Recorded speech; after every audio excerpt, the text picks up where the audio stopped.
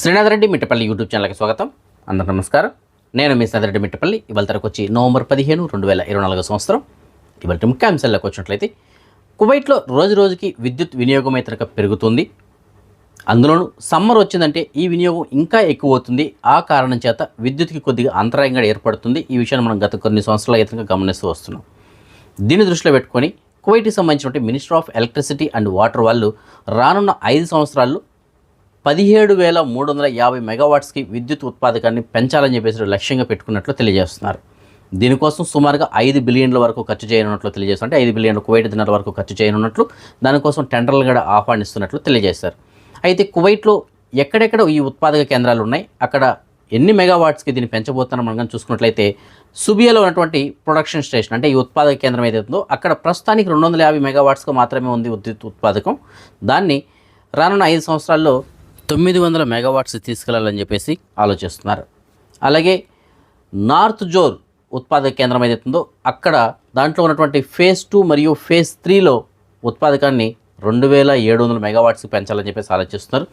ఖైతాన్లో ఉన్నటువంటి ఈ ఉత్పాదక కేంద్రంలో 1800 మెగావాట్స్కి పెంచాలని చెప్పేసి, అలాగే షకాయా ఉత్పాదక కేంద్రంలోని ఫేజ్ 2 మరియు ఫేజ్ 3లో 1700 మెగావాట్స్కి పెంచాలని చెప్పేసి, అలాగే అబ్దలియా మరియు షగాయా ఉత్పాదక కేంద్రంలోని ఫేజ్ 4 మరియు ఫేజ్ 5లో ఉత్పాదకతని 3400 మెగావాట్స్కి పెంచాలని చెప్పేసి, అలాగే అబ్దల్లీ నువైసిబ్ ఇక్కడ ఉన్నటువంటి ఉత్పాదక కేంద్రం ఏదైతుందో అక్కడ ఉత్పత్తిని 6600 మెగావాట్స్కి పెంచాలని చెప్పేసి ఆలోచిస్తున్నారు. సో ఇదంతా కూడా రానటువంటి 5 సంవత్సరాల్లో ఈ కార్యక్రమం అంతా ముగియనున్నట్లు తెలియజేస్తున్నారు. అంటే దీనికోసం ప్రస్తుతానికి టెండర్లు ఆహ్వానిస్తున్నారు. ఈ టెండర్ల ప్రక్రియ పూర్తయిన తర్వాత ఈ టెండర్ని దక్కించుకుంటారు, వాళ్ళకి అవకాశం ఏదైనా ఉంటుంది. సో మొత్తం మీద 5 బిలియన్ల వరకు ఖర్చు పెట్టి రానున్న 5 సంవత్సరాల్లో ఈ విద్యుత్ ఉత్పాదకని భారీగా కువైట్లో పెంచనున్నట్లు తెలియజేస్తున్నారు. కువైట్లో శీతాకాలం ప్రారంభమైంది. ఈ క్యాంపింగ్ సైట్స్ ఏవైతే ఉంటాయో, అంటే ఎడారిలో గుడారాలు వేసుకోవడానికి సైట్స్ ఉంటాయి కదా, సో ఆ సైట్స్కి సంబంధించినటువంటి నమోదు ప్రక్రియ ఇవాళ అర్ధరాత్రి 12 గంటలు దాటిన వెంటనే ప్రారంభమవుతుందని చెప్పేసి తెలియజేస్తున్నారు. ఈ అధికారిక వెబ్సైట్ ద్వారా నమోదు చేసుకోవచ్చు అని చెప్పేసి అంటున్నారు. సో నమోదు చేసుకోవడానికి గతంలో మనకు దానికి సంబంధించిన కండిషన్స్ అన్ని మనం చెప్పాం. సో ఆ విధంగా వాళ్ళు నమోదు చేసుకోవాల్సి ఉంటుంది. అయితే నమోదు చేసుకున్న తర్వాత ఎవరైనా సరే ఉల్లంఘనలు కనుక పాల్పడినట్లయితే వారిపైన చర్యలు తీసుకోవడం జరుగుతుంది. అలాగే కొన్ని ఉల్లంఘనలకి 3000 నుంచి 5000 కువైట్ దినాల వరకు జరిమానా ఉంటుందని చెప్పేసి తెలియజేస్తున్నారు.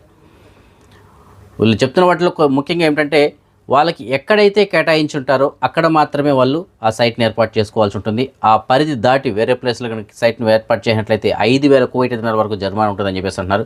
అలాగే వారికి కేటాయించిన ప్లేస్లో వారి చుట్టూ ఒక కంచె అటువంటిది ఏర్పాటు చేసుకోవడం కోసం శాశ్వతమైనటువంటి వాటిని దేని కానీ ఏర్పాటు చేయకూడదు. అలాగే అంటే కాంక్రీట్తో కానీ ఇలాంటి వాటితో దేని కానీ ఏర్పాటు చేయకూడదు. అలాగే భూమి లోపలికి లోతుగా లోడడం కానీ ఇలాంటివి చేయకూడదు.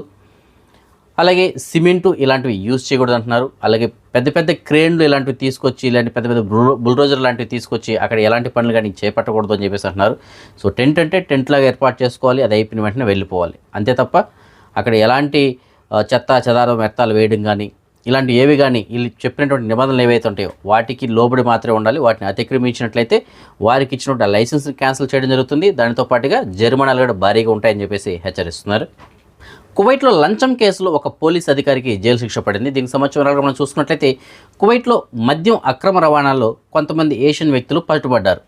అయితే దాని తర్వాత ఆ పోలీస్ అధికారి వారితోటి బేరసారాలు గుర్తించుకొని వారిని వదిలేయడం జరిగింది. అంటే యాక్చువల్ వాళ్ళని దేశ బహిష్కరణ చేయాల్సి ఉంది, కానీ దేశ బహిష్కరణ చేయకుండా డబ్బులు తీసుకొని వారిని వదిలేయడం జరిగింది.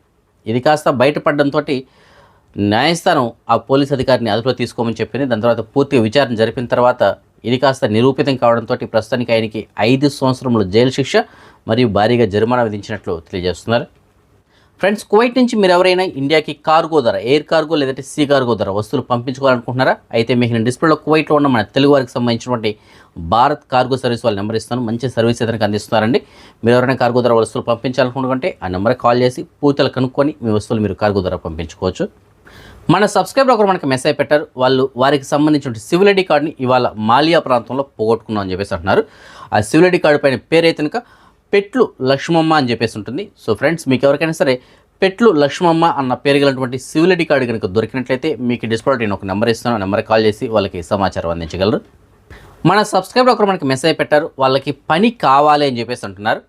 అది హౌస్ బైక్ అని, చాయ్ గవ్వ కానీ ఇలాంటి వాటికి సంబంధించిన పని ఏదైనా ఉంటే కావాలని చెప్పేసి అంటున్నారు. సో మీకు తెలిసిన చోట అలాంటి వేకెన్సీ ఏదైనా ఉన్నట్లయితే మీకు నేను డిస్ప్లే ఒక నెంబర్ ఇస్తాను, నెంబర్కి కాల్ చేసి వాళ్ళకి సమాచారం అందించగలరు. ఇంకొక సబ్స్క్రైబర్ మనకి మెసేజ్ పెట్టారు, ఒక కువైట్ వాళ్ళ ఇంట్లో పనిచేయడానికి ఒక వర్కర్ కావాలని చెప్పేసి అంటున్నారంటే కద్దమా కావాలని చెప్పేసి అంటున్నారు. అయితే కొత్త వీసా ఇస్తామని చెప్పేసి అంటున్నారు. కాకపోతే ఆల్రెడీ కువైట్లో పనిచేసినటువంటి అనుభవం ఎవరికైతే ఉంటుందో అలాంటి వాళ్ళు మాత్రమే కావాలంటున్నారు. సో కువైట్లో పనిచేసి అనుభవం ఉండి ప్రస్తుతానికి ఎవరైనా ఇంటికాడు ఉంటే కనుక అలాంటి వాళ్ళు కువైట్కి రావాలనేటువంటి ఇంట్రెస్ట్ ఉన్నట్లయితే, కొత్త వీసా పైన రావాలనేటువంటి ఇంట్రెస్ట్ ఉన్నట్లయితే మీకు నేను డిస్ప్లేలో కువైట్ వాళ్ళకి సంబంధించిన నెంబర్ అయితే నీకు ఇచ్చాను. డైరెక్ట్గా కువైట్ వాళ్ళతో మాట్లాడి పూర్తి వాళ్ళు కనుక్కొని మీకు వాళ్ళకి సమ్మతమైతే వీసా తీసుకుని రావడానికి ప్రయత్నం చేయొచ్చు. ఇవాళ మన సబ్స్క్రైబర్స్ యొక్క కొంతమంది పిల్లలు పుట్టినరోజు జరుపుకోవడం జరుగుతుంది. అందులో ఎండాప క్రిస్టి ఇవాళ 4వ సంవత్సరం పుట్టినరోజు జరుపుకోవడం జరుగుతుంది. మరియు మహమ్మద్ రిహాన్ ఇవాళ పుట్టినరోజు జరుపుకోవడం జరుగుతుంది. వీరితో పాటుగా మహమ్మద్ ఫైజల్ అబ్బాస్ ఇవాళ 9వ సంవత్సరం పుట్టినరోజు జరుపుకోవడం జరుగుతుంది. అంటే 10వ సంవత్సరంలోకి అడుగు పెడుతున్నాడు. వీరందరికీ నా తరపున అలాగే మన ఛానల్ సబ్స్క్రైబర్స్ అందరి తరపున పుట్టినరోజు శుభాకాంక్షలు. ఇంకా ఎవరైనా మన సబ్స్క్రైబర్స్ యొక్క పిల్లలు వాళ్ళ పుట్టినరోజు జరుపుకుంటుంటే వారికి కూడా నా తరపున పుట్టినరోజు శుభాకాంక్షలు. అదే మనం ఈ మనీ ఎక్స్చేంజ్ విషయానికి వచ్చినట్లయితే ప్రస్తుతానికి ఒక కువైట్ ఇద్దరు మన భారతదేశం రూపీస్లో సుమారుగా 274 రూపాయలుగా ఉంది. బంగారం విషయానికి వచ్చినట్లయితే మాలియాలో ఉన్న సూకల్ వత్తి అనేటువంటి షాప్ నెంబర్ 128లో ఉన్న ఎఫ్కే జ్యువెలర్స్ వాళ్ళు మనకు అందించిన సమాచారం మేరకు 22 క్యారెట్ల బంగారం ప్రస్తుతానికి 1 గ్రామ్ ధర 23 దినార్ల 500 పిలుసుగా ఉంది. అదే 24 క్యారెట్ల బంగారం అనగా బిస్కెట్ల రూపాయల బంగారం ప్రస్తుతానికి 1 గ్రామ్ ధర 25 దినార్ల 620 పిలుసుగా ఉంది. సో ఈ ఫ్రెండ్స్ ప్రస్తుతానికి ఉన్న అప్డేట్స్. రేపు రాత్రి 9 గంటలకు వచ్చిన వీడియోలో మరిన్ని అప్డేట్స్ కలుసుకుందాం. అందరికీ సెలవు. జై Hind.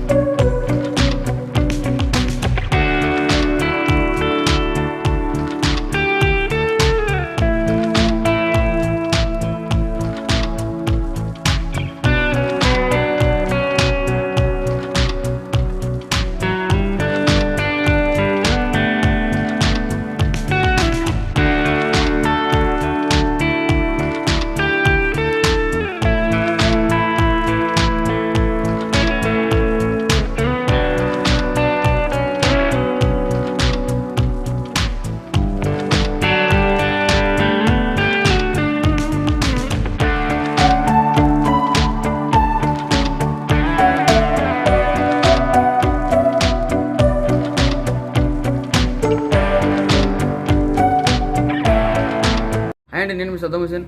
So please do subscribe Srinath Reddy Mittapalli YouTube channel.